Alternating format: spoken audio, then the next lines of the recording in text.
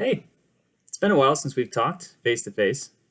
So I know a few of you guys have seen my comments post earlier this week about hitting 10,000 subscribers. I just want to let you guys know how thankful I am for that. When I started this, I never thought I'd make it this far. I just wanted to make a video for all the people who weren't up to date with the long history of the Big 12, given that there were 4 new teams coming in. And now there are 4 other new teams coming in, and a conference is gone. And so much other stuff has happened in the 7 or 8 months since that video has been released. But the main thing is that I've got a place here, and that's because of you guys. You've been really supportive and just kept pushing me to continue making these. It's kind of a small genre here, college sports histories, but I'm glad you stick around. I decided I'd celebrate by doing a little Q&A because I've had a lot of people ask me questions in the comments of my videos before, and I've also put a handful of dumb little personal things in my videos, especially about K-State. So those questions come up kind of often. And I'll do my best to go over some of those and answer them as best I can. But some of you also have seen the video I was a guest on for Dalton's channel, Dalton's Ideas, where I give my own little version of my preferred conference alignment. And I know some of you guys have asked about my preferred conference alignment. So if you're at all interested in my preferred Power 5 conference dealio, that's where you can go see it. He's a phenomenal creator. He doesn't get the respect I think he deserves. So if you haven't already, go give him some love. All right, let's get into some Q&A, shall we? First from Surfs Up the Heroes and Villains, who asks, since you use a lot of old logos in your videos, what are some of your favorite old logos across college sports? Well, I'm a K-State homer, so let me start with this one first. This old Bobcat logo from the 80s is probably my favorite. Everyone likes Walking Willie, which is this guy, but this old Bobcat really feels like it separates us from Arizona and Kentucky as Wildcat schools. Plus, it makes a comeback with the lavender stuff that basketball did recently, and I am a sucker for the lavender, so it's this one. But for other schools, the one that comes to mind is the 3 Pistol Petes, Wyoming, New Mexico State, and Oklahoma State. They're about as good as it gets, man. That and anything script. Oh, I love it. Good stuff all around. Next from Visionaire Julius, who asks, do you think that NIL and the portal has ultimately hurt college football, even though it's definitely more fair to the players than the old system? My answer is no, definitely not. I do not blame the system for the actions of the bad actors who are taking advantage of it and taking advantage of the young men in it. Too many times have we seen guys who transfer because they were promised money or something and it never shows up, or we have tampering going on, so on and so forth. That's not NIL's fault. That's not the portal's fault. That's someone with a ton of money and leverage trying to throw it around and hurting, honestly, kids while doing it. TC Leo the GOAT asks me, were you always a K-State fan? And if not, why did you decide to go there? First off, yes, I'm about as dyed-in-the-wool as you can get. Next part of the question, what would be your second favorite college team if you had to pick? This one's a little harder. I always pick a group of 5 school before the year starts to cheer for passively. Kind of like hoping they get better along the way. They're always like down on their luck. Group of 5 teams too. The bad thing is that they only get good like the following year or a couple years after. Like 2 years ago, it was New Mexico State. Then Coach Kill comes in the following year and takes them to their best season probably in school history. Last year it was UNLV, so get hyped, Rebels fans. This is your year. And I guess in 2 years, Akron, you guys will have a good season.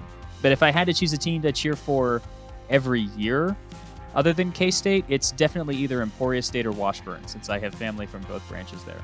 At State of the World asks, I'd love to hear your thoughts on UCF and the Big 12. They're an odd school because they don't fit the culture of the conference at all.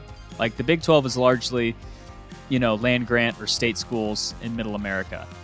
Even BYU and Baylor and Houston and Cincinnati, like they all fit because they're Middle America. You can even argue that Morgantown in West Virginia is pretty Middle America. Then you're adding this school in Orlando, Florida. Culturally, it's just a total mismatch. Do I think they're a good school? Yeah. I just think they fit the culture profile of the ACC way better than the Big 12. At Prime Connor asks, if you were to revive the Pac-12, what G5 teams would you add to build them back up? Well, Connor, quite frankly, I wouldn't. That's a hard ask. I think you can add the best of the rest of the G5. But that's not really a Pacific Conference anymore. I think you just have to take the best of the schools that are generally close and just live with it.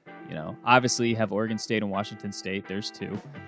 Boise State and San Diego State get you to 4. New Mexico and Colorado State feel like sleeping giant G5s if someone were to provide them the platform. That's 6. After that, it gets significantly more difficult. As for me personally, I'd give up on the whole Power 5 thing and just add whoever's in the geographic region that makes sense. I might even add like Idaho and Montana for no reason other than that they were old Pacific Coast Conference members in like the 60s. Then I'd add Wyoming, UNLV, and UTEP to add some legacy WAC members. For my final members, I'd get Funky, maybe Tulane or Rice to keep the academics, relatively high. And then I'd add St. Mary's and Gonzaga as non-football members. Not really a Pacific Conference anymore. Definitely not a power conference anymore. So it'd probably have to be renamed. But I think that's what I'd do as a commissioner. And even this would be way harder to get done than you'd think. At Calvin Strong has 2. Oh boy. In the world of super conferences, we only have one reference point, the WAC. If super conferences split, who would leave the SEC and Big Ten, and where would I like them to go? I got to be honest with you, that's not happening. The reason the WAC fell apart was because their broadcast partners gave them money to add 2 schools, and they added 6 just because they could. They were operating a 16-team conference on a 12-team budget, and it just compounded issues like travel and money. The SEC and Big Ten won't have those issues because they're making way more money than the WAC would ever dream of. And as a university president, especially in those 2 conferences, your only job is to do 2 things: improve academics and improve money. It doesn't matter if you're only winning 2 or 3 games a season, but still maximizing profit. Like, you absolutely do not care. Like, Northwestern and Vanderbilt absolutely will not complain about losing all their football games because they're still getting paid. If I had to choose, though, just go back to 1990s alignment, maximum culture. Second question, who will be your first rebuild on the new NCAA game other than K-State? Listen, my NCAA 14 teams were always interesting. New Mexico State, UTEP, Texas State, UMass, and Akron. Akron were my go-tos. Small, terrible schools with neat stadiums. Always fun to take to the Power 5 eventually, especially with recruiting restrictions and stuff. If I had to pick one right now, it'd probably be UConn, but the UTEP grind might be interesting again. Joey M says, when you're watching a game that doesn't involve K-State, how much do you lock which teams to root for? I really don't. I cheer for the team whose victory would benefit K-State the most, typically. But it's also a little easier for me to just detach from the names on the jersey and enjoy the game of football as it's being played, really. Why do I like college football? I really don't know. I ran cross country and track in high school, and I was a statistician for my high school basketball team. I have no connection to football. I didn't play it at all. And my only connection to it is that I worked with the team here at K-State for 4 years. My family doesn't really have a connection to football either. I just think I grew up in a family that identifies hard with what K-State is and the type of blue-collar, American backbone type of people who tend to go there. And I was born around the same time Bill Snyder was turning Manhattan into the setting of a Disney Miracle movie. So that's probably it, honestly. It's not that I'm a college football fan. I'm a Kansas State University fan, and they just so happen to be pretty dang competitive at college football. At Zero Laser asks me, what do you think is the most overrated rivalry ever? Man, I think it's pretty much impossible to rate rivalries based on how aptly rated they are. Every rivalry is real to the people involved in it. Like, someone out there really, really, really cares about, like, Cincinnati-Pittsburgh. Like, to this day, they're still really, really angry about the Riverboat rivalry or whatever it's called. Like, I don't think any rivalry is really overrated. If anything, most rivalries are underrated. But the answer is USC-UCLA. Maple Boy asks, what would your dream conference that doesn't exist or has never existed be? This one's easy for me, since I do it just about every time I play NCAA 14 as a Western school. Take the Big 12 in 2010. Terrible state, losing Mizzou, Nebraska, A&M, and Colorado. Except this time they don't lose Colorado. The Buffs stay because the conference is inviting Utah, BYU, and New Mexico.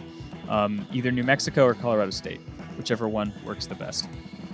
To me, this keeps the geographical identity of the conference a lot better, and it forces the Pac to add Boise State or UNLV or San Diego State or Idaho.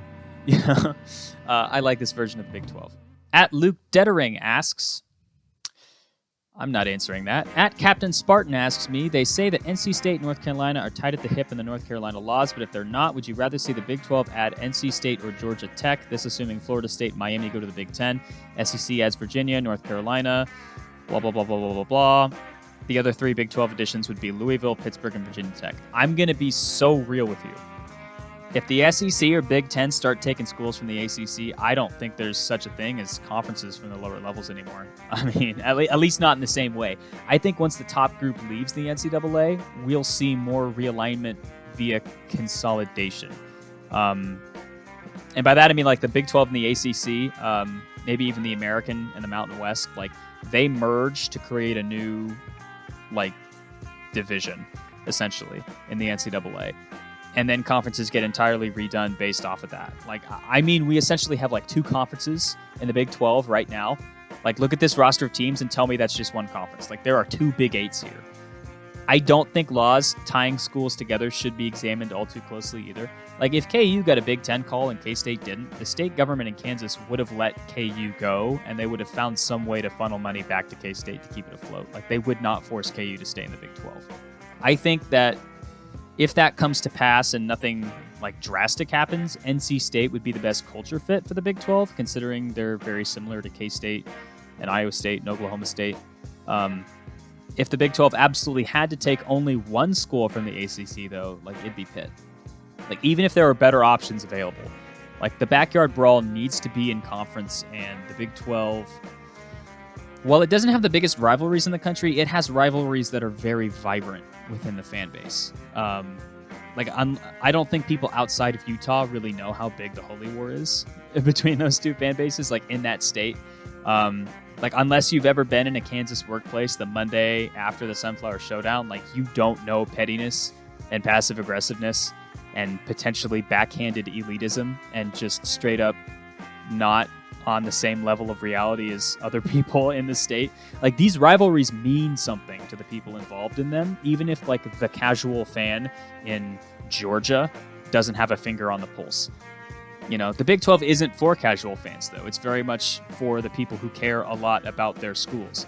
The SEC and Big 10, they're starting to get geared toward the casual fan who is flipping channels on a Saturday and is like, oh, Georgia and Oklahoma in November sounds nice. Or Oregon and Michigan in September sounds nice. But that's why those conferences are getting massive money, because they're being aimed for the guys that are just flipping channels on Saturdays, more so than the fans of Northwestern and Wake Forest and, Mississippi State. And finally, at Livin asks me, who do you think will be on top of the Big 12 in 5 years? This is kind of an impossible question, too. I know I'm saying it's an impossible question a lot, but these are some tough questions. I'm assuming this question's for football, since for basketball, there's really only 5 or 6 options between KU and Houston. And let's examine the last 4 Big 12 championship games since OU and Texas announced their departure from 2020 to 2023. So the last 4 games there. In those 4 games, we've seen Iowa State, Oklahoma, Oklahoma State, Baylor, Kansas State, TCU, and Oklahoma State, Texas. Of those last 4 games, which is one recruiting cycle, right? Only Oklahoma State has played twice. No team has won it twice in a row, and neither of the last year's participants made the game. And the last 4 games featured a different champion every time. If you're a betting man, do not put money on Oklahoma State to make the game this year. The pattern decrees it. Now the conference has added BYU, Cincinnati, UCF, and Houston, as well as the 2 Arizona schools, Colorado and Utah. Each of which has shown in at least the last 10 years to be capable of making a push for a conference championship, Arizona in 2023, Arizona State 2019, BYU 2020, Cincinnati in that 2-year stretch where they were really good, Colorado in 2016, hard to believe now, but they were pretty good. Of course, 2017 UCF, Houston in 2015 or 2021, and then Utah.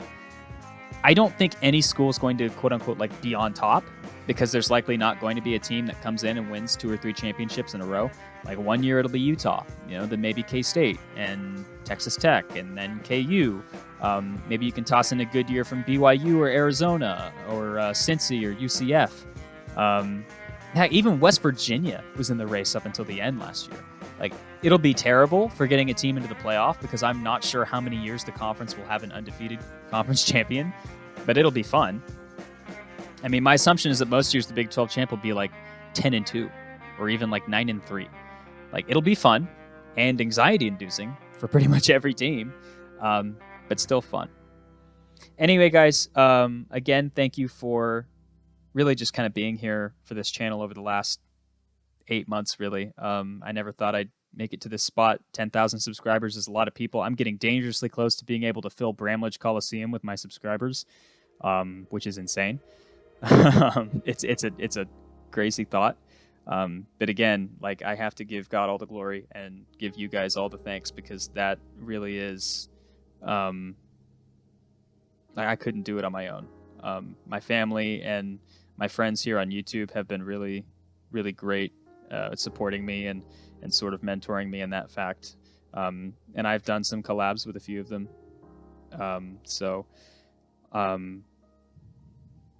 Again, it's just been really great and really humbling, and something that I hope that I can continue to keep up in the future as life goes on. But anyway, thanks guys for watching. Be civil in the comments section, and hey, I'll see you next time. How does that sound?